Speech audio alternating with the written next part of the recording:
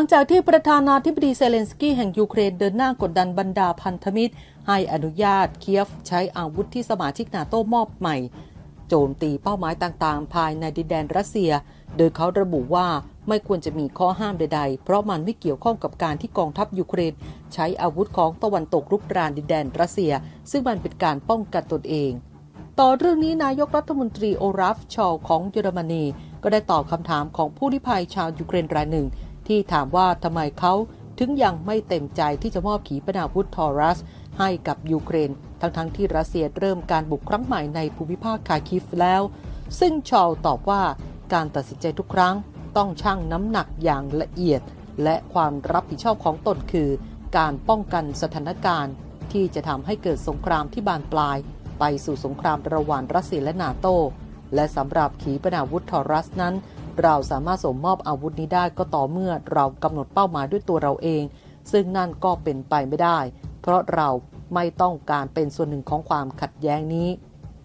ทั้งนี้ยูเครนขอให้เยอรมนีจะส่งขีปนาวุธทอรัสมาเป็นเวลานานแล้วเพราะขีปนาวุธนี้ถือว่าคล้ายคลึงกับ Storm Shadow ของอังกฤษซึ่งอังกฤษได้ส่งมอบให้กับยูเครนไปแล้วอย่างไรก็ดีระยะของทอรัสนั้นมีความยาวของการยิงกว่า Storm Shadow ถึง500กิโลเมตรซึ่งชอลพยายามย้ำมาหลายครั้งแล้วว่า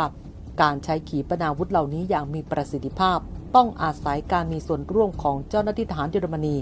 และนี่คือเส้นที่เยอรมนีไม่ต้องการก้าวข้ามผ่านอย่างแน่นอนนอกจากนี้ชอลยังระบุด้วยว่าขณะนี้ตนไม่เห็นเหตุผลที่จะขยายขอบเขตการใช้อาวุธของตะวันตกกับการทำสงครามในยูเครนเรามีกฎเกณฑ์ที่ชัดเจนสำหรับการจัดหาอาวุธที่ได้ตกลงกับยูเครนไว้แล้วอย่างน้อยนี่ก็คือตำแหน่งของตนเป้าหมายของนโยบายที่มีต่อยูเครนก็คือเพื่อป้องกันไม่ให้ความขัดแย้งลุกลามไปสู่สงครามใหญ่ทั้งนี้จะสังเกตได้ว่าจนถึงขณะนี้เยอรมนีได้จัดหาอาวุธให้ยูเครนโดยมีเงื่อนไขว่าอาวุธเหล่านั้นจะไม่ถูกใช้ในดินแดนรัสเซียคำกล่าวของชอลมีขึ้นหลังจากที่ก่อนหน้านี้เยน สโตเทนเบิร์กเลขาธิการนาโต้ได้ให้สัมภาษณ์กับ The Economist สื่อของอังกฤษว่าถึงเวลาแล้วที่พันธมิตรจะต้องพิจารณาว่าพวกเขาควรยกเลิกข้อจำกัดบางอย่างที่พวกเขาได้กำหนดไว้ในการใช้อาวุธที่พวกเขาจะส่งให้กับยูเครนหรือไม่โดยเฉพาะอย่างยิ่งในตอนนี้ที่มีการสู้รบเพิ่มมากขึ้นในคาคิฟใกล้กับชายแดนการปฏิเสธยูเครนถึงความเป็นไปได้ในการใช้อาวุธเหล่านี้กับเป้าหมายทางทหารที่ถูกต้องตามกฎหมายในดินแดนรัสเซียทำให้ยูเครนปกป้องตนเองได้ยากมากเท็ดดี้ สโตเทนเบิร์กกล่าวยอมรับถึงความเสี่ยงที่จะบานปลายแต่ความท้าทายก็คือการป้องกันไม่ให้สงครามครั้งนี้กลายเป็นสงครามเต็มรูปแบบระหว่างรัสเซียและนาโต้ในยุโรปตนเชื่อว่าสมาชิกนาโต้สามารถปักหมุดการสนับสนุนการป้องกันประเทศของยูเครนโดยไม่ต้องเป็นภาคีโดยตรงต่อความขัดแย้งแม้เราให้การฝึกอบรมจัดหาอาวุธและกระสุนให้กับยูเครนแต่เราจะไม่เกี่ยวข้องโดยตรงจากดินแดนของนาโต้กับปฏิบัติการรบในยูเครนอย่างไรก็ดีแม้สโตเทนเบิร์กจะพยายามโน้มน้าวประเทศตะวันตกให้พิจารณาเรื่องอาวุธใหม่แต่ในเรื่องของข้อเรียกร้องอีกอย่างของประธานาธิบดีเซเลนสกี้ของยูเครนที่เรียกร้องให้สหรัฐและพันธมิตรช่วยยิงขีปนาวุธของรัสเซียตกนั้นสโตเทนเบิร์กได้ให้สัมภาษณ์กับเวลแอนด์ซอนแท็กสื่อของเยอรมนีว่าในขณะที่นาโต้กำลังเพิ่มการสนับสนุนการป้องกันตนเองของยูเครนแต่นาโต้ก็ไม่มีแผนที่จะส่งกองทหารนาโต้ไปยังยูเครนหรือแม้แต่การขยายกรอบป้องกันทางอากาศของนาโต้ไปยังยูเครนด้วยนาโต้จะไม่เป็นส่วนหนึ่งของความขัดแย้งนี้แมสโตเทนเบิร์กจะไม่เห็นด้วยถึงการส่งนาโต้ไปร่วมกับยูเครนเพื่อเผชิญหน้าโดยตรงกับรัสเซียแต่ในแง่ของอาวุธนั้นสโตเทนเบิร์กก็ยืนยันเหมือนเดิมว่ารัฐสมาชิกของนาโต้ควรส่งอาวุธและกระสุนเพิ่มเติมไปยังยูเครนต่อไปซึ่งรวมถึงระบบป้องกันภัยทางอากาศและอาวุธพิสัยไกลด้วย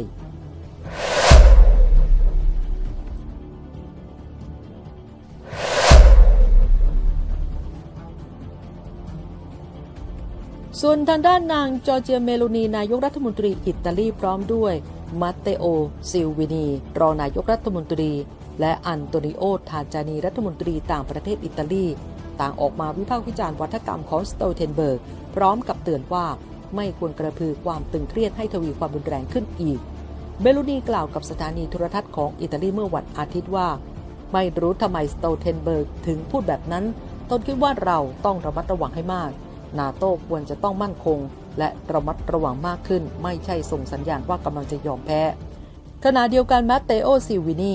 รองนายกรัฐมนตรีกล่าวว่าสโตเทนเบิร์กไม่สามารถพูดในนามของกฎอิตาลีได้นาโต้ไม่สามารถบังคับเราให้สังหารรัสเซียได้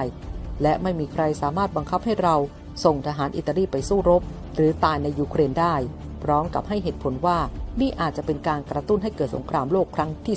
3ซิวานีย้ำว่าโรมส่งอาวุธจากเคียฟเพียงเพื่อป้องกันตัวเองไม่ใช่เพื่อต่อสู้โจมตีและสังหารนอกอาณาเขตของตน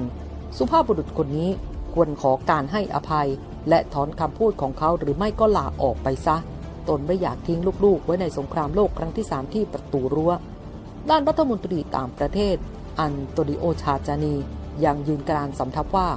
อาวุธที่อิตาลีส่งไปยังเคียฟจะต้องใช้ในยูเครนเท่านั้นมาร่วมสนับสนุนท็อปนิวส์นำเสนอความจริงได้แล้ววันนี้เพียงกดปุ่ม Super Thanks แล้วเลือกจำนวนเงินตามที่ต้องการได้เลยครับขอบคุณครับ